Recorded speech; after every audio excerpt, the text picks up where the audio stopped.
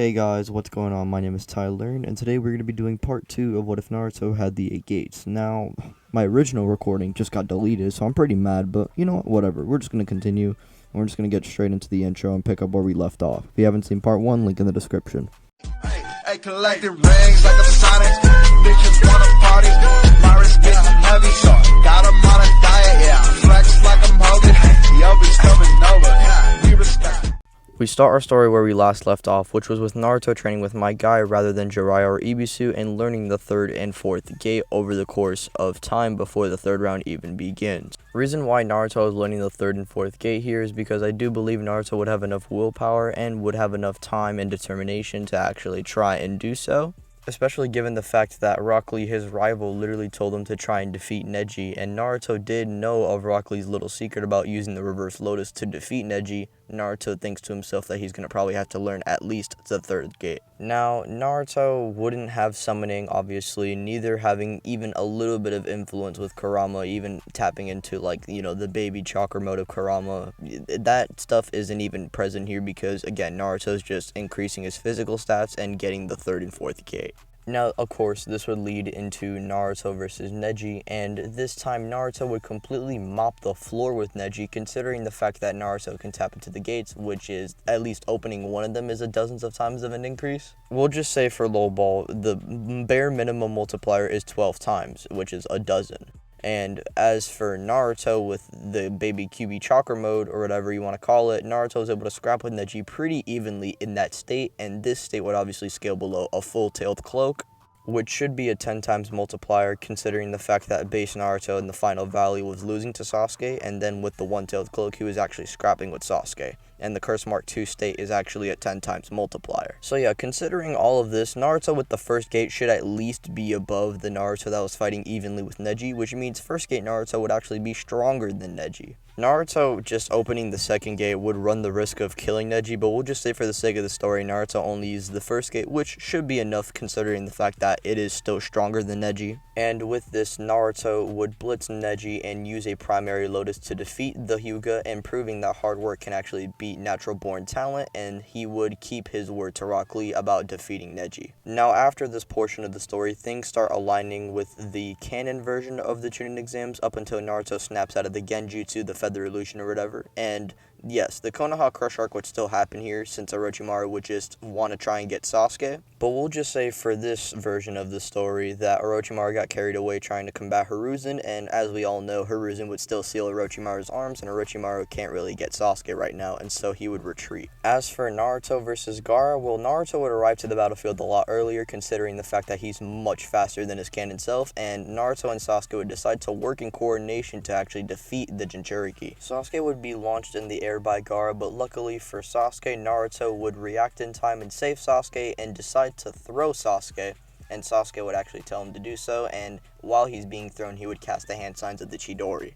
And by the time Sasuke comes into contact with Gara, he would actually land a full power Chidori on Gara, which heavily damages him, and Naruto would then follow up with a clothesline, opening the 3rd gate and finish Gara off with a reverse lotus before the Jinchuriki fully comes out. Had to address that because I know a lot of you were like, oh, but how is Naruto gonna deal with Shukaku if he's training with Guy? Well, there you go. Naruto is just gonna defeat Gara before that even happens. And the fact that Gara is not only taking an attack from Sasuke, which, by the way, he has the elemental advantage since lightning negs rock, and Naruto would just immediately follow up, I don't think Gara is going to survive this. And so with this, Gara would be defeated, and he would still be talking no jutsu'd by Naruto, and with this would still lead into the Tsunade arc because Hiruzen would still die, and they need a new Hokage, and Jiraiya would suggest Tsunade. However, in this timeline, Naruto wouldn't go since he isn't connected with Jiraiya. Jiraiya would just go by himself. This would lead into Jiraiya trying his best to convince Tsunade to become Hokage, and without Naruto's influence, I don't see Tsunade really trying to become a Hokage, but Jiraiya would stay near Tsunade just in case if Orochimaru pops up, since Jiraiya believes it would be the most likely option for Orochimaru to try and go and collect Tsunade.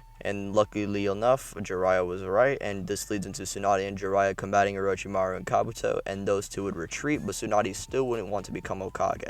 And so with this, Tsunade wouldn't be coming back to the village, and this means Rock Lee would not be healed up, and Rock Lee would have to quit as a ninja due to this, and he would probably be stuck in a wheelchair for the rest of his life. Jiraiya, along with the other elders, decide to see who's going to be the 5th Hokage, and, Danzo would try his best to try and take action, but luckily enough, Jiraiya would recommend Kakashi in time, and the other elders agree with this. Plus, I do believe it would be kind of cool for Kakashi to become Hokage here. I mean, he was a Kage, later on in the story, so why not have it happen a little bit earlier? And plus, I don't think there's really another man better for the job. And so our 5th Hokage would be announced as Kakashi. Well, he wouldn't be announced as early as you would think because Kakashi would currently be in the hospital due to the encounter he had with Itachi and Kisame. Yes, Itachi and Kisame still post up in the Leaf, but they don't decide to go further because they do believe it would cause a lot of chaos and it would at least be high difficulty if they're going to try and succeed in capturing Naruto. They don't want to run that risk, and since Naruto isn't with Jiraiya, they can't just go to the hotel, and so with that being said, Itachi and Kisame never encountered Naruto or Sasuke here. This means that Sasuke wouldn't have an inferiority complex because he never got taught a lesson by Itachi that he's not ready yet, and this means that Sasuke wouldn't be so subconscious about, oh, is Naruto stronger than me? I gotta join Orochimaru. Yeah, that wouldn't all really happen, and Sasuke would still be a good guy here.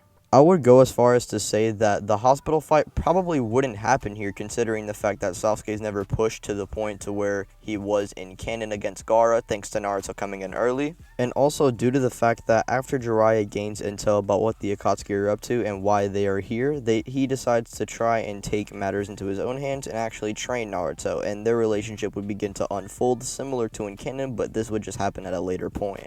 So Naruto would still get his training with Jiraiya, and since this is going down, I don't think Sasuke would be so inclined to try and fight Naruto at the hospital because, again, he's not enraged or anything here. And when the Sound Four try and pull up to try and kidnap Sasuke and take him into Orochimaru, Sasuke wouldn't actually be obligated to join, but rather the Sound Four would have to forcefully kidnap Sasuke to take him to Orochimaru. Now, this would then lead into the Sasuke Retrieval Arc happening, and the reason why I think Sasuke would get captured is because, again, there's 4 people with the Curse Mark Stage 2, he's going to be overwhelmed. And this arc, for the most part, kind of plays out similar to in canon. Naruto doesn't really influence the story too much to the point to where he would, completely change the arc, and really only changes happen once Kimimaro arrive. And this would then lead into Naruto versus Kimimaro, which Naruto at first would be losing, but then Naruto would tap into the gates, the first, the second, then the third, which would then push Kimimaro to using the first Curse Mark stage and then the second. Naruto here would actually be a lot more powerful than Kimimaro, but due to the fact that he is going to suffer recoil damage thanks to the bones and also the gates hurting him slightly, I don't think Naruto is going to be winning here, at least with the third gate.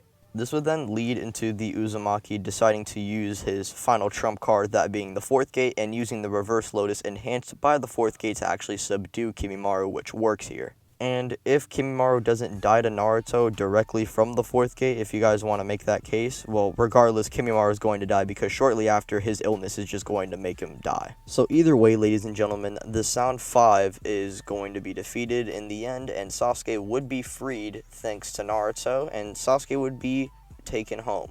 And Naruto is taking Sasuke home, a Sasuke that isn't really inclined to join Orochimaru by any means, and this would actually mean a much more positive ending for part 1 at least. And this would still lead into Jiraiya deciding that he's going to train Naruto for about 2.5 years since the Akatsuki are still going to be after him, and during this time Sasuke and Kakashi would be training. And if you guys are like, oh, but he's in a Hokage, well, how is he going to train? Literally, Kakashi can either take a few days off and train with Sasuke intensely, or just literally make a shadow clone, which I think the second option is a lot more likely. Now, with this would still lead into Jiraiya and Naruto walking out of the village, but in the literally in the nick of time, Guy would arrive onto the scene and would actually oblige to train Naruto. Reason why is because, 1, Rock Lee wants to make sure Naruto is okay because he's heard about the whole Akatsuki thing going down, and 2, Guy doesn't really have anything else to do. I mean, what is he going to do, lead Team 10 to a mission? They don't have to do missions, they could just be training. Guy is worried about his other student, who is basically a son to him, and he wants to make sure that he is prepared for anything. And so with that being said, Guy, Jiraiya, and Naruto head out of the Leaf for 2.5 years. And during this time, Naruto would not only learn summoning the Rasengan, the giant version of the Rasengan, along with better tapping into the Kurama chakra, he would also learn the 5th and the 6th gate. He would also, for one time, briefly discover the 7th, but the 7th just overwhelms Naruto tremendously, and he still needs a lot more training in order to try and achieve that. But for now, he's going to be mastering the 5th and 6th. And during this gap, I do believe Sasuke and Kakashi would be training. Sasuke would unlock his 3rd Tomo Sharingan, but not his MS, but Kakashi would unlock his MS and be stronger than his Shippuden self, while Sasuke would be weaker. However, that isn't to say Sasuke is a weakling by any means, because Sasuke would still have summonings this time. Rather than snakes, it'll be the dog summonings, along with better lightning and fire manipulation, along with Kirin still. Yes, Kirin will still be a jutsu that Sasuke has, because Sasuke made it on his own time, and I think Sasuke would still use it similar to how his canon self uses it, like a very last resort thing. And as for Sakura, well, she's not going to be nearly as powerful as her canon self or have any healing abilities. However, she will have some chakra control to allow her to control her strength and actually have high levels of strength, along with having Genjutsu. Yes, she will learn Genjutsu thanks to the likes of Kurenai here, and she would have a lot better chakra control in Genjutsu here. And when I mean by a lot better chakra control, I don't mean in reference to her canon self, I mean in reference to her part 1 self.